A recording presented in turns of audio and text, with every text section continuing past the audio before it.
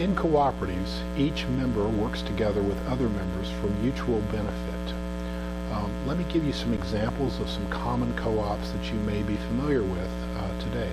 The most common co-ops out there,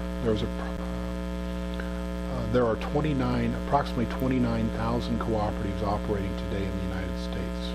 Roughly half of these co-ops are credit unions. The credit unions are lending institutions that are owned by each of the members who have deposited money in their credit institution or are borrowing.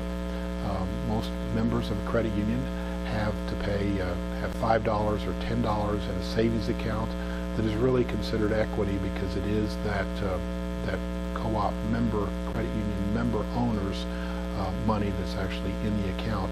And I prefer the term owner because that's what a co-op is. As a member, you actually own a portion of the co-op.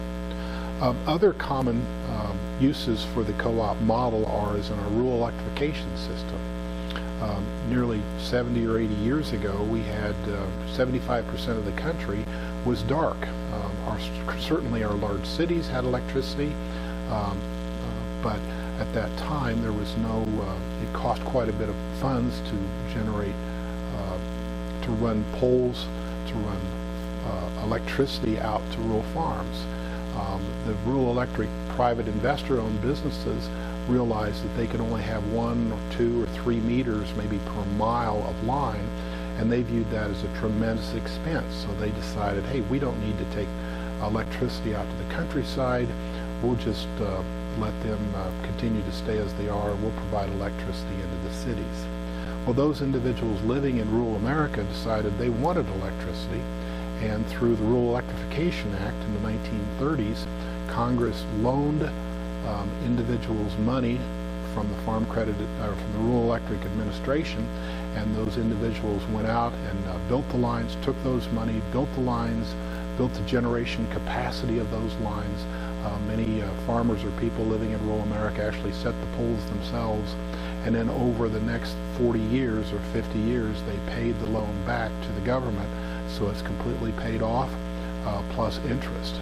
So today, 75 to 80% of the country is getting electricity through the Rural Electrification Act, through their own rural electric cooperative. Another common use for co-ops is in the ag supply arena or fruit marketing arena, because anytime farmers are producing products that are not shelf stable, like milk, it's important that they band together and they make sure that they can process that milk and they keep it chilled. It's a very expensive process to keep together, and as an individual, one individual farmer with a gallon of milk trying to sell that in the marketplace would not have very much marketing power. But if they band together with other dairy farmers and they can put processing capacity together, they can chill the milk, they can turn it into powdered milk or yogurt or cottage cheese or butter or other products, then they can extend the shelf life of that milk and have much more bargaining power. Therefore, about 85% of the milk in America today is marketed through a milk marketing cooperative.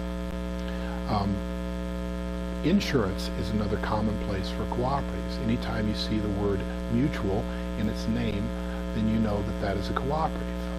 Through our co-op history, Ben Franklin is considered to be the father of cooperative insurance with his mutual contributors co-ops that he developed in Philadelphia back in the 1750s and 1760s, because some of the individuals' homes would catch on fire, and then those individuals would not have a way to replace their home.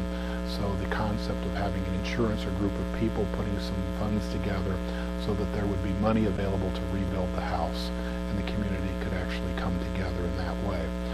But still to this day, Northwestern Mutual Life Insurance Company, there are other property and casualty companies that are mutual insurance companies that are operating like a cooperative. The Farm Credit System is another cooperative that was started back in the 1920s and 1930s. The Farm Credit System began because there was very little liquidity, very little funds in the marketplace at that time.